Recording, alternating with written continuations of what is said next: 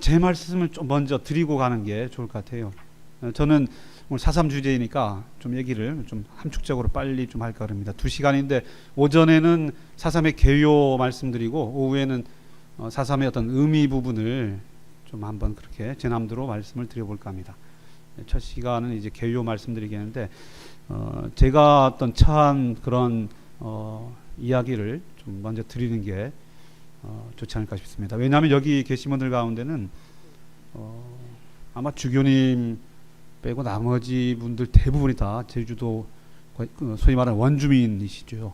4.3에 대해서 갖고 있는 생각들이 상당히 좀 다르고 또 나이 드신 분들은 직접 체험했던 너무나 뼈아픈 경험들이 기억 속에 생생히 남아있기 때문에 그 기억이 4.3에 대한 모든 걸 지배합니다. 그분들이 갖고 계신 4.3에 대한 생각을 결코 무시해서는 안 되지 않습니다.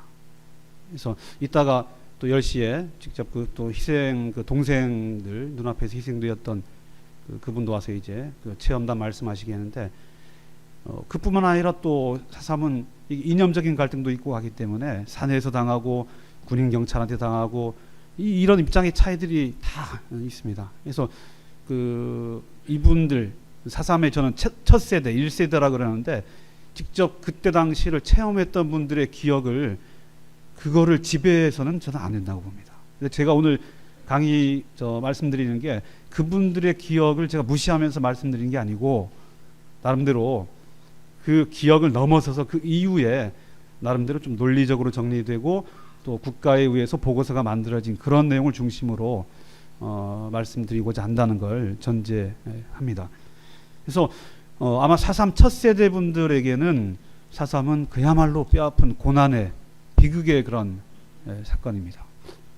근데 저는 60년대 초반 태생인데 저희들 때는 4.3을 모르고 지냈죠.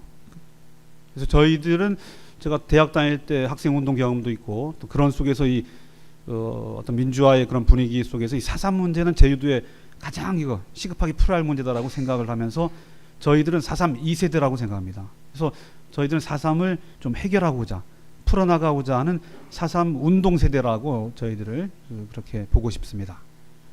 아마 3세대는 여기 계신 분들 가운데 3세대는 뭐 아무도 없을 겁니다. 지금 자라나는 청년들에게는 이들 3세대에게는 이 4.3이 우리가 잘 해결을 해서 좀 따뜻하고 아름다운 미래지향의 4.3이 되었으면 한다. 그런 말씀 드려봅니다. 근데 저는 2세대인데 그럼 저희 아버지 삼촌네 세대 우리 집안 경험은 어떠한가? 그 말씀 먼저 드리고자 합니다. 근데 제가 몰랐었어요. 아버지 제가 대학원 다닐 때 돌아가셔 버렸는데 4.3 이야기를 아버지한테 직접 들어보지는 못했습니다. 제가 좀 불찰인데 근데 저희 집안이 애월 곽지입니다. 곽지는 조금 애월에 가깝기도 하고 이 애월 면이 애월면 지금 애월읍이 좀 보수적인 동네입니다. 공무원 출신, 경찰 출신도 많고 저희 아버지 또한 청년기인데 어디 이념에 그런데 휩쓸린 건 아니고 살아남기 위해서 군인 경찰 눈치도 봐야 하고 사내 눈치도 봐야 하고 그랬습니다. 곽지도 자유롭지 못했습니다. 근데 저희 고모부 두 분이 저희 집안은 피해가 별로 없어요. 근데 고모부 두 분이 예비검속 때 백조일선 아시죠? 예비검속으로 돌아가셨습니다. 두 분 다 우익단체 활동하다가 6.25 전쟁 직후에 우익 활동했던 분을 예비검속해서 쏙가버려가지고 저쪽에 서달우름 거기서 이제 집단 희생됐습니다. 근데 저희 작은 고모님이 저번에 좀 병환에 있으셔서 제가 문병을 갔는데 제 손을 잡으면서 4.3을 너무 나서서 하는 게 아니냐 좀 걱정을 하시더라고요. 그래서 아버지 얘기를 그때 고모님 통해서 들었는데 아버지가 산 사람들 소위 폭도들한테 죽임을 당하진 않고 아버지 그냥 완전히 그냥 좀 뭐라 그럴까요? 부끄럽게 만든다고 해서 죽이진 않고 얼굴에 똥을 싸고 가버렸대요. 우리 아버지 얼굴에. 그러니까 저희 아버지는 어찌 보면 산의 지목을 좀 당했던 분 같아요. 근데 희생되진 않고, 그러면서도 또 군인 경찰 쪽에도 또 끊임없이 그렇게 그 감시가 되고, 뭐 이런 다 아시는 내용이죠. 밤에는 산 쪽 편들어야죠. 낮에는 군인 경찰 편들어야죠. 살아남기 위해서. 그렇게 살아남기 위해서 노력해도 겨우 될까 말까인데 2만 명 넘는 사람들은 그런 축에도 끼지 못하고 결국은 희생되었던 그런 사건이 4.3 사건입니다. 그래서 제가 이런 무거운 주제 가지고 이런 자리에서 특히 교구의 모든 제주교구를 이끌어 가신 분들 앞에서 이런 말씀드리는 게 너무 좀 힘들다는 그런 생각을 가져봅니다. 하지만 지금까지 되어 왔던 그런 내용들 중심으로 좀 축약을 해서 오늘 말씀을 드려볼까 합니다. 우선 4.3의 그 명칭부터 좀 하나하나 좀 건드리고 가면 좋겠습니다. 그 내용들은 이 자료집에도 있기 때문에 자료집도 보시고 또 제가 만들어 온 이런 파워포인트 내용 보시면서 들으시면 되겠습니다. 4.3 뒤에 지금 명칭을 붙이고 있지는 않습니다. 제가 오늘 강의하는 중에는. 그런데 법적인 명칭은 특별법도 그렇고 진상조사 보고서에서도 4.3 사건이라고 하고 있습니다.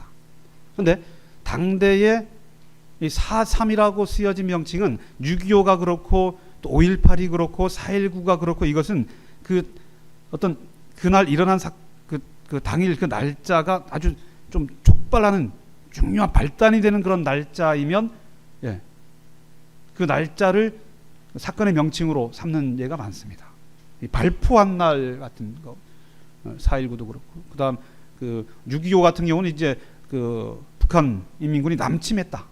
거기에 맞춰가지고 6.25라 그러죠. 근데 뭐 외국에서는 6.25라는 표현 안 쓰죠. 그냥 코리안 워에서 한국 전쟁이라 그러는데 우리는 특히 대한민국 국민의 입장에서는 이 북한 요놈들이 남침했다라는 그 날짜에 맞춰서 6.25라고 하고 있죠. 4월 3일은 또 그럼 어떠한가? 4월 3일은 한라산에 있던 그 게릴라 유격대원들이 경찰지서나 그다음 우익단체 요원들 집을 습격을 해서 12명을 죽여버린 그 날짜. 그래서 이 날짜가 당시 일간지 신문이랄까 이런데 4월 3일 날 일어난 폭력적인 사건이다. 이런 속에서 4월 3일 일어난 사건 하다가 이게 나중엔 점차 48년 여름 지나면서부터는 법조계에서도 언론계에서 일반적으로 4.3 폭동이다, 4.3 그 봉기다 뭐 이런 식의 표현들이 이제 일반화되면서 이게 4.3이라는 명칭이 굳어지게 된 겁니다. 그건 그렇고요. 뒤에 사건이냐, 폭동이냐, 반란이냐, 봉기냐, 뭐 항쟁이냐, 사건이 그냥 사건, 사태냐 이런 것들은 각자가 처한 그 이 사건을 바라보는 그 입장, 시각의 차이에 따라서 명칭이 부여되고 있습니다. 그런데 지금 이에 대해서는 우리가 남북 분단이 지금도 해소가 안 돼 있듯이 또 어떤 이념적인 그런 갈등, 이게 건전한 진보와 어떤 보수 간에 서로 화합하는 그런 세태보다는 우리 한국 사회가 조금 그 이념적인 갈등 지금도 빚고 있다고 친다면 그 현재적인 문제가 4.3 사건의 명칭에도 그대로 반영되고 있다. 그렇게 보시면 됩니다. 그래서 지금 그 명칭, 정명은 아직까지도 없다. 그렇게 보시면 돼요. 근데 법적인 제도적인 명칭은 사건인데 이 사건이라고 했을 때는 인시던트, 액시던트 이런 그 영어 표현 지금 인시던트라고 번역하고 있는데 액시던트보다는 조금 더 조금 레벨이 하나 높은 그런 명칭이긴 합니다. 인시던트가. 근데 액시던트는 뭐 교통사고도 액시던트니까요. 근데 2만 명 이상 죽은 사건을 아무리 한들 인시던트라고 해도 이건 너무 부족하다는 것이죠. 근데 지금은 이게 당파성이 있기 때문에 아직까지는 이 명칭에 대해서 어느 쪽으로 귀결되고 있지는 않습니다. 뭐 집단 대희생, 뭐 외국에서 같이 홀로코스트, 내지는 메서커, 내지는 뭐 제노사이드, 뭐 이런 표현 쓸 수도 있겠지만 또 그것만 가지고도 안 되는 아주 복합적인 7년여에 걸친 사건이기 때문에 그렇습니다.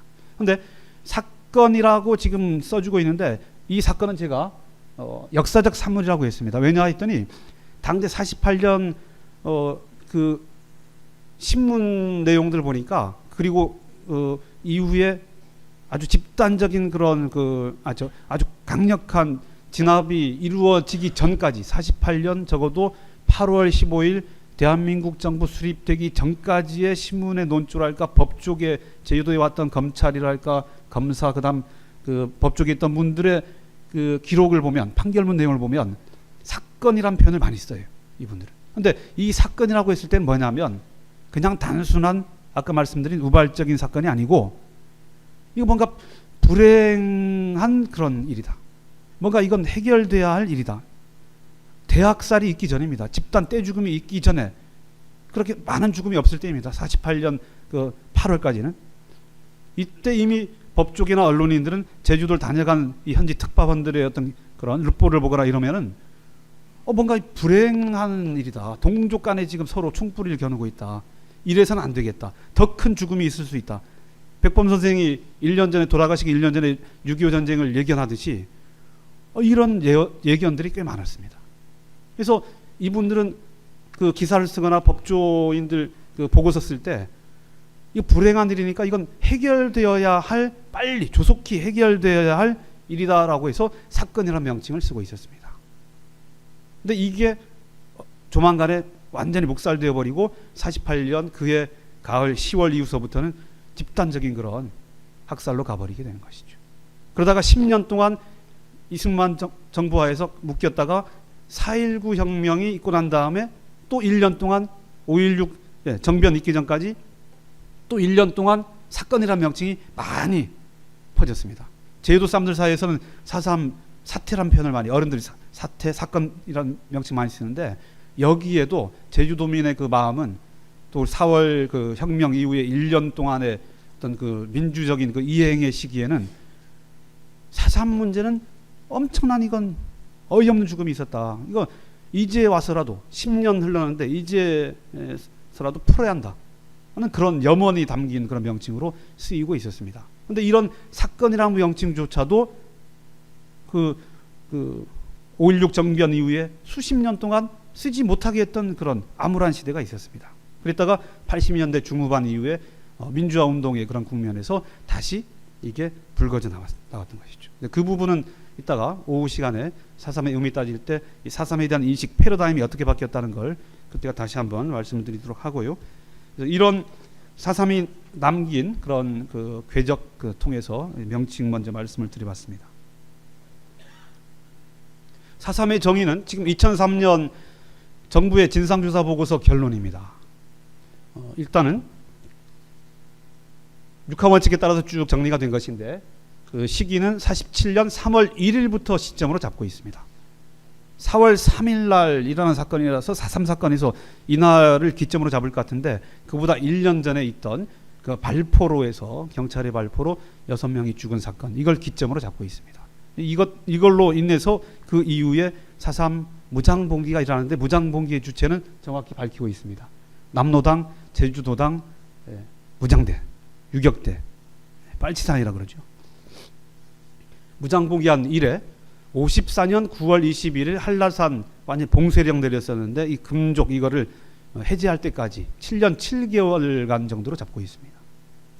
그래서 이때까지 시점을 잡고요. 제주도에서 장소가 나오겠죠. 그 다음 무장대와 토벌대 간의 무력 충돌. 이게 특별법에는 그 소요사태라는 표현을 썼었습니다. 근데 소요사태라는 표현을 이 진상보고서 작성할 때는 그거 대신에 무력 충돌 넣고, 그 다음에 토벌대의 진압과정. 여기서 이 두 개, 이 세력 간의 충돌, 분쟁, 그리고 이 사태를 진압하고자 국가공권력, 미군정 포함해서 국가공권력이 개입되어서 토벌대가, 군경 토벌대가 진압하는 과정에서 수많은 주민들이, 양민이라는 표현도 쓰지만 요새는 학계에서 주로 민간인이라는 표현을 씁니다. 양민이라고 하면 그럼 빨갱이들은 거긴 양민이 아니니까, 불량한 사람들이니까 그 사람들의 죽음은 이 죽음은 무시되어도 좋다. 글쎄, 이 부분까지는 상당히 좀 민감한 부분입니다. 하지만 빨갱이라고 불러야 할지 말아야 할지 그 판단은 당시 법적으로 했는지 아니면 법을 거치지 않고도 그냥 무차별적으로 죽여버렸으니까 그 사람들 빨갱이로 볼 수 있는지 없는지 그 판단은 누가 하는지 모르겠습니다.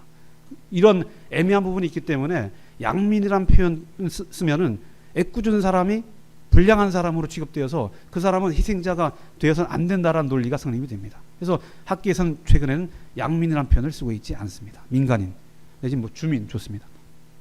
그리고 최종적으로는 이 정의의 주어는 주민들이, 그리고 이 서술어는 희생당한으로 되고 있는 겁니다. 주민들이 희생당한 사건. 그러니까 4.3 해법은 정부가 진상조사 보고서 특별법 만들고 진상조사 보고서 작성하고 그다음 여러 가지 사업들 하는 이 사업의 기본 골간은 수많은 주민들이 희생당했다라는 점에 맞추어서 하고 있는 겁니다. 그러니까 5.18 같은 경우 민주화 운동이다. 그래서 광주 시민들이 민주화를 위해서 투쟁했다는 그런 점도 부각이 되고 있죠. 그런데 4.3에서는 그게 아니죠. 항쟁을 했다. 내지는 국가가 이 빨갱이들 진압하느라고 상당히 공을 세웠다. 뭐 이런 부분이 아니고 와중에서 엄청나게 많은 주민들이 희생당했다. 그리고 종교적인 용어인 희생이라는 표현을 쓰고 있다는 점도 좀 특징이라고 할 수 있겠습니다. 그래서 이렇게 결론을 내려서 가고 있다. 4.3의 해결 과정은 여기에 초점을 맞춰서 가고 있다는 것을 미리 말씀을 드립니다. 4.3의 원인을 이제 배경과 원인 말씀드려야 하는데, 배경은 4, 5페이지에 광복 직후의 사회상에서 해방이 되고 3년 동안 내지는 3.1 사건까지 하면 약 1년 반 가까이 거의 2년 가까이 미군정 체제하에서 여러 가지 사회가 좀 혼란했던 그런 내용들 말씀을 드리고 있습니다. 큰 골격만 말씀드리면 해방 후에 제주도에 갑자기 6만 명 가까운 사람들이 일본으로부터 돌아왔다. 심각한 문제가 아닐 수 없습니다. 청년 6만 명이 돌아오는데 일자리가 없는 거예요. 제가 증언체록에 가다 보면 일본에서 엄청나게 좋은 대학 졸업한 에리트 출신들이 해방 후에 돌아와서는 집에 처박혀가지고 그냥 아무 일도 안 하고 빈둥빈둥 놀고 있다. 이런 분들이 하나 둘이 아니었습니다. 그러니까 이런 실업 사태가 가져온 어떤 사회적인 혼란을 야기시켰던 부분이 대단히 크다. 근데 이 부분을 미군정 당국이, 미국 군인들이 이 부분을 해결할 수가 없죠. 그래서 이게 안 되니까 그 다음 여기에 덧붙여가지고 하는 수 없이 미국 군인들이 직접 통치 못하니까 통치에 좀 능한 사람들을 써야겠는데, 그때 당시에 빨리빨리 충원시킨 사례도 있지만, 예컨대 이제 교사들 같은 경우는 이제 교원 양성소를 만들어서 빨리빨리 교원 자격증을 가지고 교사 양성도 시키게 됐습니다. 근데 행정 쪽이나 치안 쪽을 담당할 인력이 부족해서 일제 때 복무했던 사람들을 씁니다. 행정 조금 좀 덜한데 치안 쪽에서 경찰을 쓴 것은 당시 또 민심을 자극시키는 요인도 되었습니다. 이런 부분이 있고요. 그리고 제주도는 소위 말하는 좌파가 셉니다. 좌파가 센 이유가 있습니다. 그 부분도 오후 시간에 잠깐 또 설명드릴 수 있는지 모르겠는데, 제주도는 여기는 기업이 없기 때문에 일제 강점기 때도 기업이다, 노동자랄까 이런 게 없죠. 자본주의적인 토양이 없습니다. 제주도가. 그리고 조선시대로 올라가서 얘기하면 제주도는 향리층, 관에 붙어있는 향리들이 거의 세력을 잡았던 지역이 제주도입니다. 제주도에 나중에 19세기에 와서 아주 돈으로 관직을 매입을 해서 잘 나가던 집안들, 제가 어느 집 말씀드릴 수 있는데 그 집안 관련된 분들 계시면 상당히 듣기가 거북할 것 같아서 말씀 안 드리겠습니다. 제주도에 19세기에 떵떵거리고 살던 사람들은 향교나 서원 출입하던 유생들이 아니고 관청에 붙어있던 향리 출신들입니다. 그 사람들이 돈을 벌어가지고 관직도 매입을 해버립니다. 제주군수, 대전군수 다. 그 집안이 나중에는 양반 집안으로 폼을 잡는데 원래는 향리 출신들이에요. 제주도는 유생 출신들이 주도하지는 못했습니다. 그러니까 제주도에는 유생들이 기본이 된 소위 구한말에 우리가 일본에게 나라 이제 빼앗기는 그런 과정에서 의병도 일으키고 제주도에 의병운동도 있긴 있었습니다. 하지만 경상도, 전라도, 특히 충청도 이런 데가 유력 양반 세력들이 있던 지역하고는 비교할 수가 없습니다. 제주도는 어찌 보면 다 그만한 평민 공동체 사회입니다. 1801년 들어가기 전까지는 제주도는 3분의 2가 노비였습니다. 3분의 2가 노비입니다. 기록이 딱 나와 있기 때문에. 그게 전부 중앙관청에 소속된 노비였습니다. 제주도민 3분의 2가 따지고 보면 조선시대에는 조선이라는 국가에 예속된 노비가 제주도민 3분의 2였습니다. 이런 세상이죠. 근데 이게 1801년에 공노비 해방시키면서 모두 평민으로 만들어줬는데 제주도민 3분의 2가 노비였다가 갑자기 다 평민이 돼버린 겁니다. 그러니까 제주도민들은 다 똑같은 레벨이다라고 생각해요. 그러니까 자본주의가 없죠. 그 다음 유림의 기반이 없죠. 그러니까 자본주의적이고 유림의 기반을 두었던 일제강점기의 소위 부르주아적인 민족주의자들, 우리가 얘기하는 김구, 이승만, 안창호 이런 분들과 같은 그런 세력 기반을 가진 이 소위 지도자들이 제주도에 그렇게 강하지 않았다. 반면에 일제강점기에 돈을 벌었던 그 집안들이 그 자제들을 일본으로 유학도 시키고 그다음 서울, 광주, 대구 이런 데 유학을 보낸 이런 청년 엘리트들이 그때 당시 유행했던 신사상이 그게 자유주의하고 그다음에 사회주의하고 그다음에 아나키즘이었습니다. 제주도 청년들은 자기가 자랐던 그 기반부터 그래가지고 자본주의적인 이 자유주의적인 그런 것보다는 공동체주의에 많이 빠져들었습니다. 아나키즘하고 사회주의였어요. 근데 아나키즘은 조직이 약하기 때문에 결국 사회주의 쪽으로 많이 청년들이 젖어 들어갔습니다. 이거는 제주도 청년이면 이럴 수밖에 없는 상황이 있습니다. 그런데 그 사회주의는 소비에트 체제를 건설하자, 폭력적인 어떤 그 프롤레타리아 독재 체제를 건설하자 이런 식의 생각보다는 일단은 일제강점에서 해방돼야 한다. 민족적인 그 입장이 강했고 거기에 제주도 청년들 또 하나 뭐가 있냐면 제주도 공동체 분위기에는 이 사회주의적인 지향이 아나키적인 지향이 좋다. 이런 생각을 갖고 있었던 거예요. 그래서 일제강점기에 제주도 항일운동했던 사람들은 대부분이 소위 말하는 좌파입니다. 사회주의 운동을 했던 분들입니다. 그리고 이게 해방 후에 그대로 연속이 되면서 4.3의 와중에 이게 가는 거예요. 그래서 해방 후에 인민위원회 같은 조직도 강했고 실제 그렇습니다. 그래서 이 부분이 제주도 정서로 따지면 공동체주의인데 외부에서 보기에는 빨갱이 섬이라고 인식되어 버리는 이런 문제가 있는 겁니다. 이 부분은 오히려 우리 제주도의 예전 그때 당시의 선배들이 좌파 성향이 강했다라고 아예 딱 솔직하게 인정하고 가는 게 옳습니다. 근데 이 지향이 옳았는가 말았는가 같이 판단은 뒤의 문제라고 봅니다. 결국은 이 부분 때문에 집단회생까지 가는 게 아니냐라고 저는 생각을 하고 있습니다. 근데 그럼에도 불구하고 제가 오늘 강의에 주안점을 두는 것은 이러한 민간의 움직임과는 별개로 사회의 움직임과는 별개로 당시 통치의 주체는 누구인가? 그 미국 군인들이고 48년 8월 15일 이후에는 대한민국 신생 정부다 이거죠. 국가는 과연 국민과 주민을 위해서 그리고 저 멀리 떨어져 있는 제주의 변방 이 주민들 위해서 어떤 행동들을 하고 있었는가 이 부분을 우리는 더 주시해야 한다고 저는 봅니다. 그래서 이런 과정에서 이 미군정 시기에 제주도가 여기는 안 되겠다. 결국은 47년 3월에 들어서면서 제주도를 좀 지목하기 시작해요. 그런 과정에서 터진 사건이 3.1 사건입니다. 이 3.1 사건은 실제 제주도의 남로당이 만들어지는 그런 과정에서 남로당 조직이 주도한 그런 집회였습니다. 그런데 제주도의 대부분의 주민들이 청년 이상 학생들 포함해서 엄청나게 3.1절 집회에 전도적으로 모이게 되는데 북교 운동장에 제주 읍내하고 조천 애월 이 세 개 읍면 주민들이 3만 명 가까이 모여서 집회를 했습니다. 이 집회 열었을 때 남로당이 조직하고 하긴 했지만 그 엄청나게 많은 사람들이 참여한 것은 그만큼 열기가 있었다는 것이죠.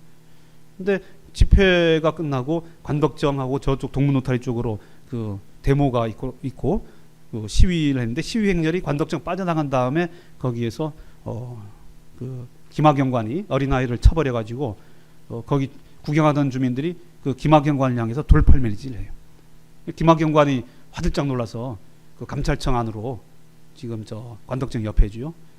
그 안으로 들어가자마자 그 위에 있던 망루에서 기관총 사격이 연속적으로 이루어지게 되었던 것이죠. 그래서 그 시위 행렬이 빠져나가 버린 다음에 구경하던 주민들한테 발포가 이루어져 가지고 6명이 죽는 사건이 터집니다. 이 죽음의 예로서 한 사람은 이제 북교 졸업하고 오연중학교 입학을 앞두었던 허두경이라는 어린이하고 그다음 도두에 거주하던 박재옥이라는 그 아녀자가 어린아이를 안고 있다가 어린아이는 살고요. 그 부인이 현장에서 즉사해버리는 이런 일이 터집니다.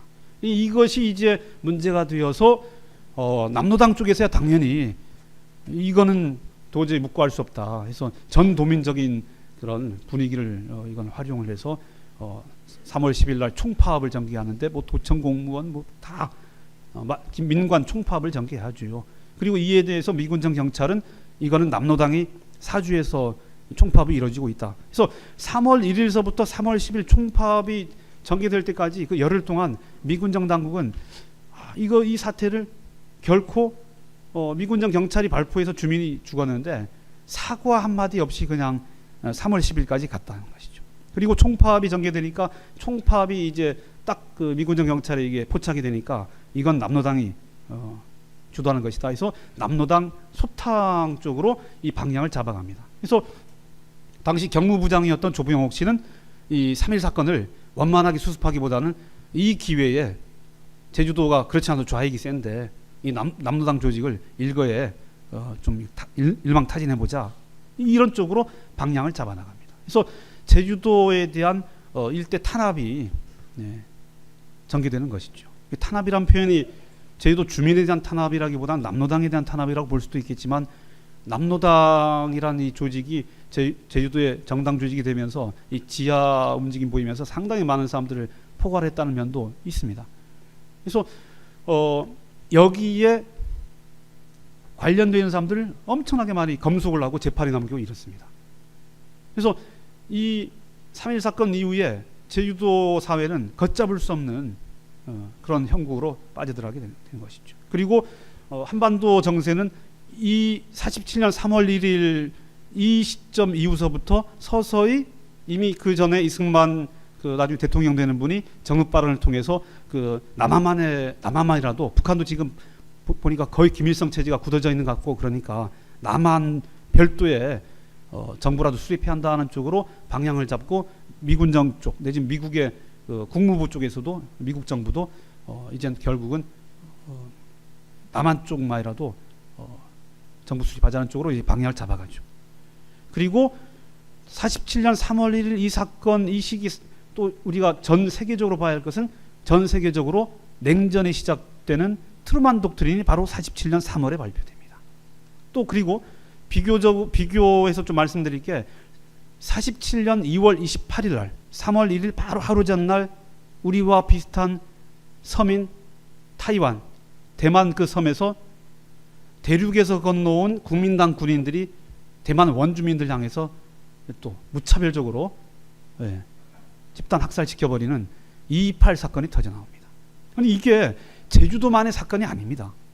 그러니까 한국적인 그런 이 분단의 분위기, 그다음 세계적인 냉전의 분위기, 그다음 섬 사람들에 대한 어떤 뭐랄까요, 그 멸시하고 이 부분이 상당히 민감한 부분입니다. 육지 사람들이 와서 섬 사람들 눌러버렸다. 이렇게 하면 제주 사람들은 말하긴 좋다고 하지만 좀 이게 너무 분리주의 얘기하는 게 아니냐 할지 모르겠지만 요새 역사에서는 이 감성, 정서, 집단 심리 이런 걸 강조하는 그 연구물들이 최근에 상당히 많이 나오고 있습니다. 이건 한국은 이제야 시작이고 그 유럽 쪽에서는 그 이런 쪽에 그 소위 망다리 때라고 해서 이런 집단 심성을 연구하는 연구물들이 엄청나게 많이 나오고 있습니다.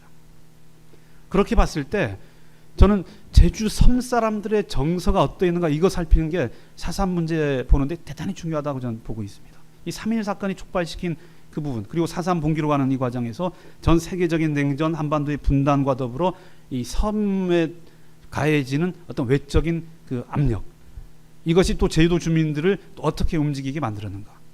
단순하게 남로당 좌파의 움직임에 그 선동에 끌려가는 그 움직임이었는가. 이 부분은 좀 앞으로 더 우리가 고민해봐야 할 부분이 아닌가 싶습니다. 그래서 이런 속에서 제주도 주민들이 상당히 올라오는 뭔가 불만이 막 폭발하는 그런 느낌이 있었어요. 이거를 또 충동시켜버린 게 소위 말해 아까 외부에서 왔다는 그 부분 얘기하지 않을 수가 없습니다.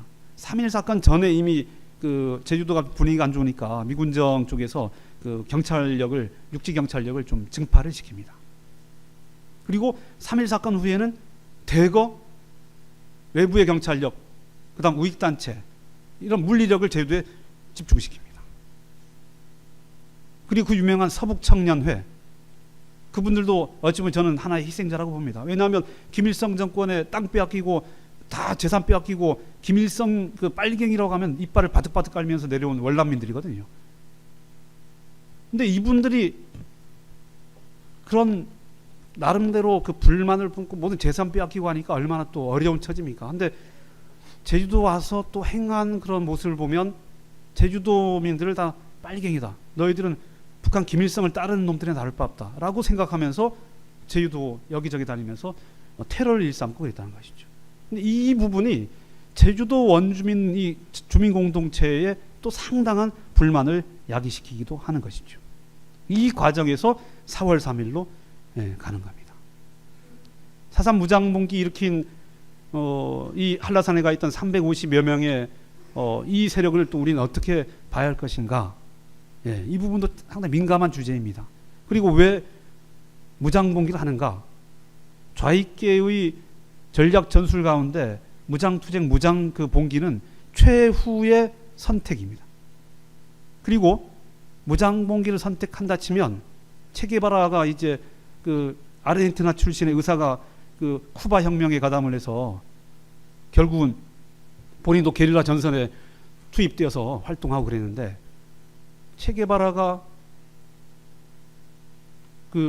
쿠바 혁명을 성공시킬 때 무장봉기 게릴라 투쟁을 할 때는 분명히 우리가 일으키면 일반 대중들이 우리 편에 설 것이다라는 확신에 서고, 그리고 여러 가지 외적으로 우리를 진압하려는 병력들이 어느 만큼 되는가 이런 다 판단하고 결정을 내리고 그러죠. 근데 제주도에 무장봉기 일으킨 사람들이 과연 그런 판단까지 했겠는가?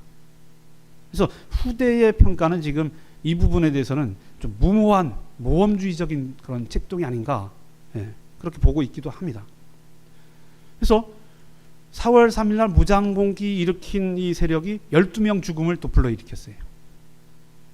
그러니까 1년 전에 6명 죽음, 그 다음 또 1년 지나서 12명 죽음으로 가고, 12명 죽음은 미군정에 대한 하나의 대항으로 보는 것이고, 대한민국 정부가 수립되는 과정에서 50선거가 있었는데 50선거를 거부한다는 명분을 세웠기 때문에 나중에 수립된 8월 15일 수립된 대한민국 신생정부의 눈에 2개 선거구가 보이콧 되었기 때문에 제주도는 영락없는 이건 빨갱이 섬이다 이렇게 인식되는 또 단초가 되었겠죠. 그래서 거대한 폭력을 불러올 그런 어두운 그림자가 3.1 사건 때 이미 한번 드리워졌고, 4월 3일 날 이게 이제 미군정이나 이 국가의 어떤 공권력의 눈에는 제주도를 눌러야 할 대상이다라고 보고, 누르는 방식도 선무작전이 있고 강경진압작전이 있는데, 미국 군인들은 선무작전을 원했던 제주도에 당시 주둔했던 경남 출신의 하동 출신이죠. 김익렬 연대장, 구연대장의 선무작전, 4월 말 평화협상 시도하고 김달산 만나고 돌아와서 이제 원만하게 해결되겠다라고 했는데, 제주도 주둔 맨스필드 중령이 평화협상 김익렬 보고 하라고 오케이 사인을 냈어요. 맨스필드는 제주도 주둔 이 미군정기 담당관이기 때문에 당연히 위에 보고 있겠죠. 딘 군정장관이 있고, 딘 군정장관 위에 하지 총사령관이 있습니다. 다 결재가 내려오니까 한 건데, 이와 같은 김익렬 연대장의 엄청난 목숨을 거의 걸고서 한라산의 게릴라 대장을 만나러 갔던 이 평화협상 결과를 갔다 오자마자 당시 제주도에 와 있던 하지 사령관이 보냈던 군정 책임자 한 사람도 있었는데 그 양반이 한라산 무장대 아지트를 알았으니까 곧바로 아지트를 향해서 공격한다. 이런 식으로 가버리죠. 그러니까 김익렬 연대장의 그 당시 남긴 수기도 있고 그다음 나중에 남긴 저 회고록도 있고 그러는데 이 4월 말 협상이 결렬되었다는 것은 사삼은 더 이상 원만한 타협으로 가는 게 아니고 물리력을 통해서 가혹하게 진압하는 쪽으로 이미 미군정 당국이 그렇게 방침을 잡았다는 이 결론에 도달하게 됩니다. 그럼 이와 같은 협상 시도했을 때 한라산 쪽에서는 김익렬 연대장이 직접 왔으니까 믿을만 하겠죠. 근데 이게 이게 거부당하니까 한라산 쪽에서는 소위 말하는 이 도끼가 더 오른 것이죠. 그래서 53가 보이코트 딱 들어가 버리고 그 다음서부터는 치열하게 싸움을 벌여버리는 이런 쪽으로 가게 되는 것이죠. 이 부분에 대해서는 이제 사삼과 국가의 문제는 이제 오후 시간에 다시 우리가 재음미를 해봐야 한다고 봅니다. 이 이후에 폭력이 글쎄 한 명 죽음도 저희들한테 너무나 이건 그냥 아무렇게나 넘겨버리면 안 될 그런 죽음인데 몇 명 죽음으로 끝날 수 있는 게 몇십 명, 몇백 명, 몇천 명, 심지어는 수만 명으로 가버렸으니까 이 부분에 과연 책임을 누가 지는 것인가? 이 부분 한번 우리가 좀 묵상해야 하지 않나 생각합니다. 그러니까 3.1 사건 때 미군정 당국이 사과 한마디, 사과라는 어퍼러지 한마디만 했으면 어떠했을까? 내지는 김익렬 연대장이 협상하고 온 결과를 당시 미군정 당국에서 오케이 받아들여 가지고 선무작전으로 갔으면, 근데 선무작전이 실시된 건 무수히 많은 사람들이 다 죽어나간 이 1년 뒤에 49년 봄에 가서야 선무작전이 이루어졌습니다. 수많은 사람이 죽어버린 뒤에 선무작전이 이루어졌으니 이게 얼마나 안타까운 일입니까? 그 과정에 대한민국 정부가 수립되었는데, 대한민국 정부가 수립되었다면 제주도가 아무리 미워도 선물을 오히려 더 많이 줘야죠.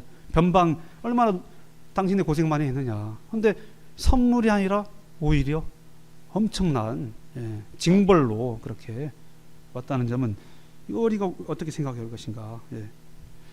국가 수립 과정에서 이런 일이 있을 수도 있다라고 얘기할 수도 있겠죠. 피치 못할 그런 과정이었다라고 얘기할 수도 있겠죠. 그건 하나의 정치 공학에 저는 불과하다고 봅니다. 잠깐 몇 가지 좀 4.3의 그 원인을 이야기하는 당시들 겪었던 분 내용을 좀 보도록 하겠습니다. 60년 7월 17일 날 조선일보에 기고한 4.3 당시에 제주도 금융조합 이사를 지냈던 고창무 선생의 기고문인데, 이 기고문은 한라산 고발한다. 이 기고문은 제주도민이 갖고 있는 4.3에 대한 어떤 그 논리적인 것과 정서적인 것을 아주 잘 조합시켜 놓은 명문장이라고 저는 생각합니다. 진상조사 보고서도 어찌 보면 이 분위기 글에 이 글의 분위기에 많이 부합되는 면이 있습니다. 제주도의 내용이 좀 글자가 작아서 잘 보시지 못하겠는데 제주도에는 어떤 이념적인 면이 강하지 않았다. 인민위원회가 좀 강하긴 했는데 한민당 간판은 없었다. 한독당 독촉, 한독당 김구, 독촉은 이승만 아닙니까? 다 간판 우익단체 다 있었다. 하지만 한민당 간판은 없었다라고 보고 있어요. 한민당은 뭐 조병옥 씨하고 어쨌거나 그 이승만 대통령을 도왔다가 나중에 이승만 대통령이 대통령 되자마자 오히려 그 따돌림 받아가지고 대한민국 야당의 표시가 되는 정당이 한민당 아니겠습니까? 나중에 그 한민당의 그 그룹이.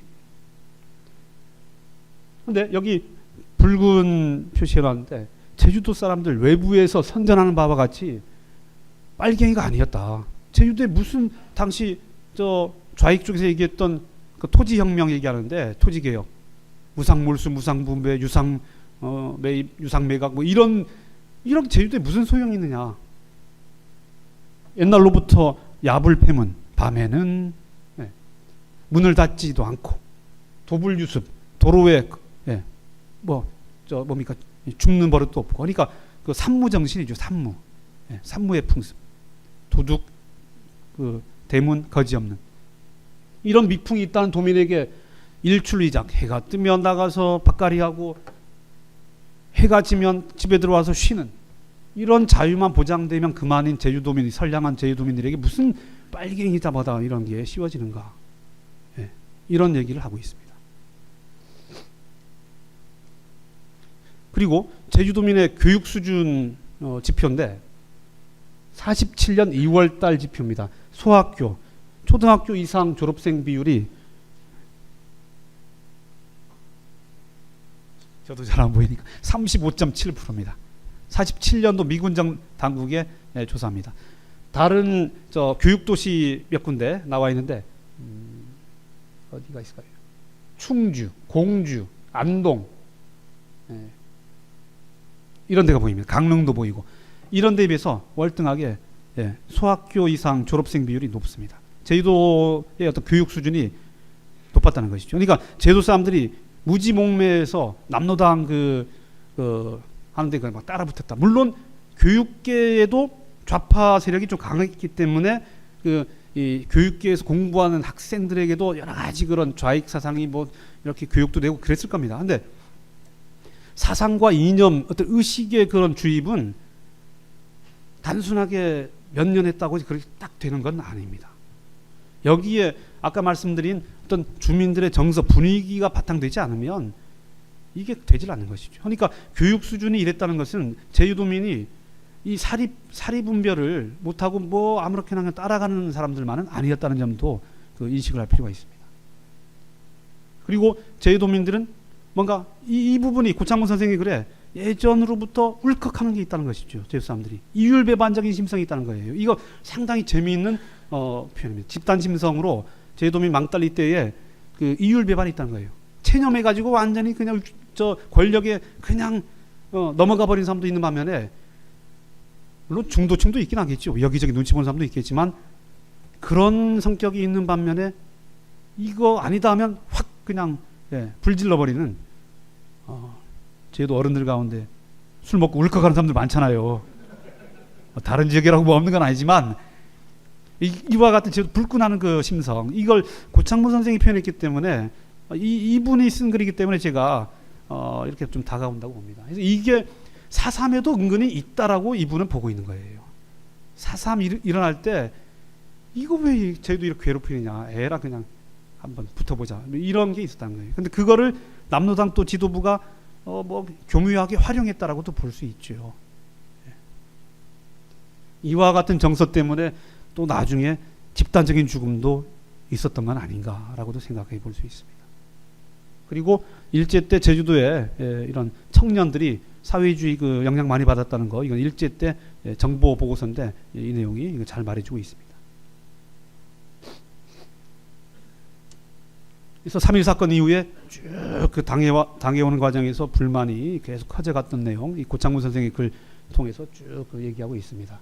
그래서 결국은 일규봉기란 말, 이거 일규란 표현은 이거 일본식 표현입니다. 그래서 아마 이분은 예전에 일제식 표현을 쓴 것 같은데, 봉기란 표현은 뭐 우리도 쓴 건데 일규란 표현, 그러니까 일본에서는 일규라고 하는 이게 일종의 밀란 비슷한 표현입니다.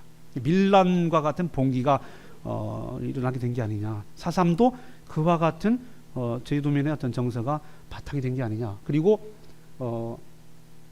산봉우리에 있는 돌멩이가 이게 그 평탄한 지점까지 그냥 막 굴러 내려오면서 이게 눈덩이가 막 커지는 그런 식으로 된 사건이다. 그리고 한번 불씨 하나가 온 들판을 그냥 번지게 해버리는 사건을 가버렸다. 여기에서 이런 폭발하고야 말 정황이 있었는데 이분의 논조는 뭐냐, 결국 과연 당시에 미국 군인들은 뭐 했는가. 그리고 제주도를 빨갱이 섬이라고 얘기하면서 제주도민 대다수를 희생시켜도 대한민국의 건국을 위해서는 방법이 없다, 할 수 없다라고 얘기했던 조병옥 경무부장과 같은 이런 그 국가 공권력의 책임자를 향해서 얘기하는 그런 내용이라고 볼 수 있겠습니다. 그래서 전개 과정으로 해서 이 이후에 무장복이 있고 아까 말씀드린 평화협상 결렬되고 50선거 거부한 다음에 또 그 당시 구연대 안에 들어가 있던 남로당 그 뿌락치 요원들이 있었어요. 이 남로당 뿌락치들이 당시 김영렬 연대장이 해임되고 박진경 연대장이 들어왔는데 박진경 연대장이 너무 강한 진압작전을 펼치니까 결국은 이 연대장을 사살해서 죽여버립니다. 박진경 연대장 죽은 이 사건이 어찌 보면 대한민국 숙군의 원조가 되는 사건입니다. 숙군 아시죠? 예. 이 숙군은 우리가 일반적으로 한국사 상식에서는 여순 사건 이후에 벌어진 게 숙군으로 보고 있는데 숙군의 시작은 이 박진경 연대장 죽음 이후부터입니다. 군 내부에 좌익 요원들이 들어와 있다. 그래서 군 내부를 청소해야 한다. 그래서 결국은 우리가 잘 알고 있는 박정희 대통령도 남로당의 핵심이었잖아요. 그 여순 사건 이후에 보니까 그 형님이랑 같이 연루돼 가지고 남로당 뿌락치란 게 확인되어서 군법회의에 무기징역 받았다가 나중에 군복 벗고 일단 6.25 전쟁 터지니까 백선엽 장군이 불러서 다시 군복을 입게 되면서 현대의 정치적인 인물로 그렇게 부활했는데 그러한 숙군이 일어나게 된 있게 된 그 계기가 되었던 사건입니다. 그러니까 제주도에 대해서 계속 이 빨갱이 덫이 더 심해져 가고 있는 모습을 볼 수가 있습니다. 그리고 8월 21일 날에는 그 유격대 지도부 김달삼을 비롯한 6명이 그 북한 정권에 한다는 표시로 해주 대회에 참여를 해버립니다.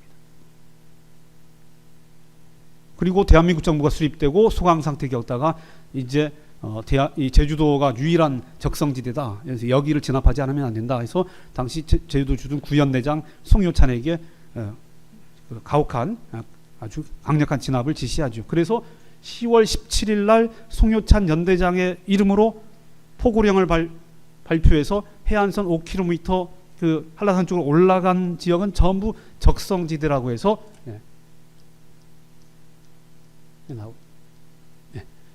이 안에 출몰하는 사람은 전부 한라산 공비로 판단해서 사살한다라는 아주 무시무시한 그 포고령이 내리고 그리고 그 다음 날 여수 주둔 14연대가 제주도 토벌을 위해서 파견돼 오기로 됐다가 14연대 내부에서 반란이 일어나가지고 제주도 출동을 거부해버립니다.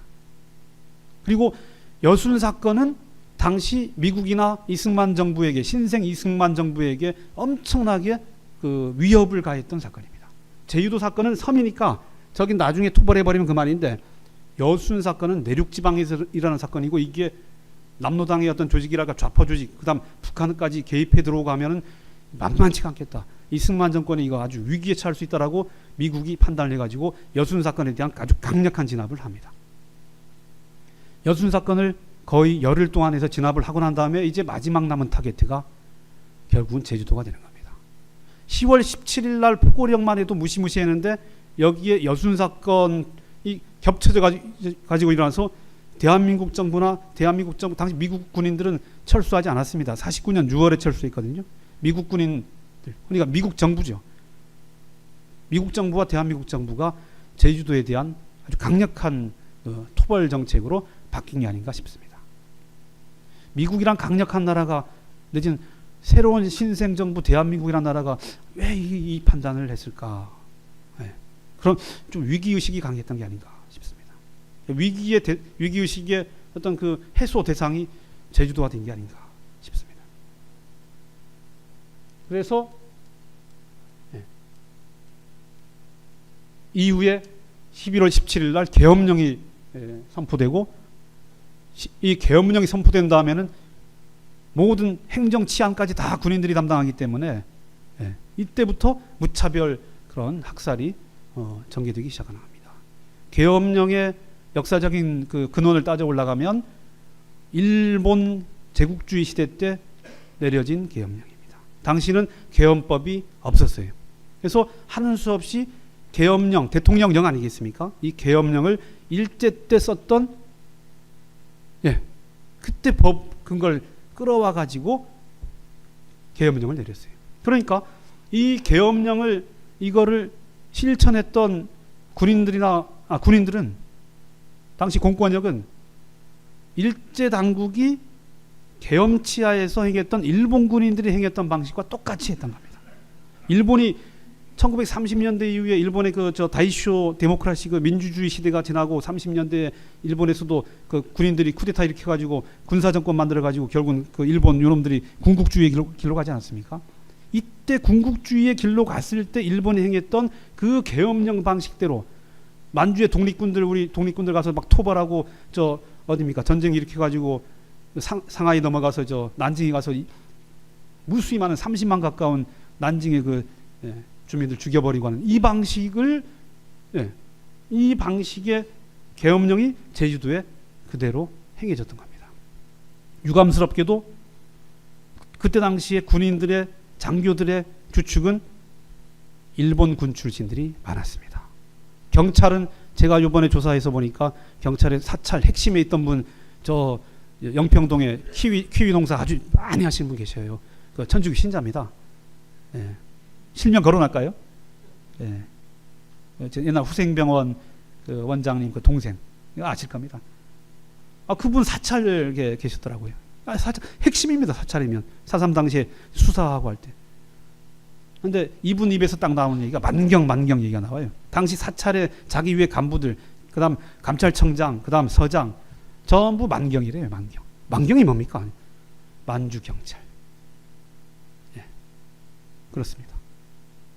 이름만 대도 아는 당시 제도 출신 경찰청장 다 무시하고 4.3 이후에는 제도 출신 도저히 못 쓰겠다.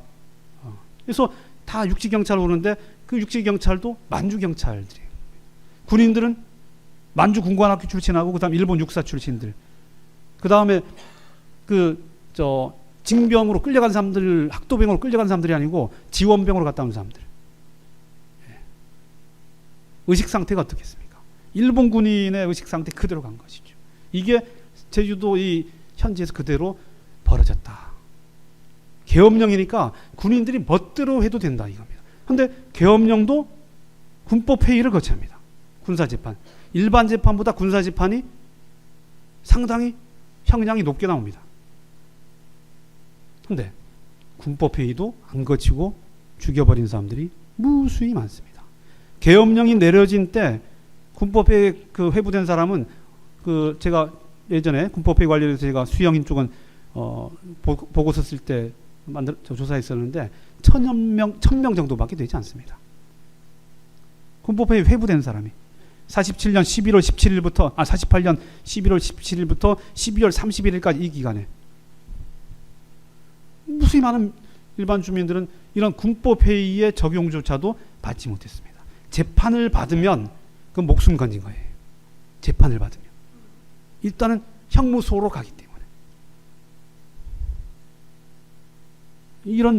이런 죽음이 48년 그해 11월 12월에 쭉 전개된 거예요.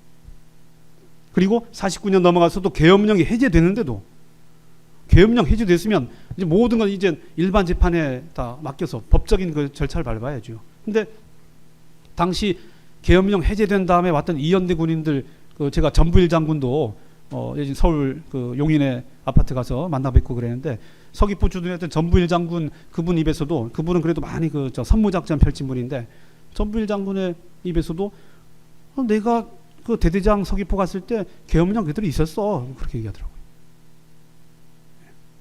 계엄령의 무시무시함이란 게 멋대로 죽여도 된다 이거예요. 멋대로 죽여.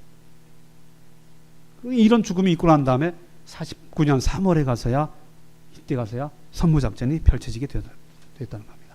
아이고 제가 50분까지만 하기로 했는데 죄송합니다.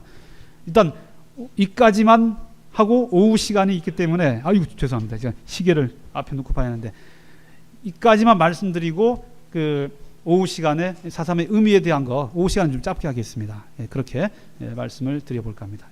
수고하셨습니다.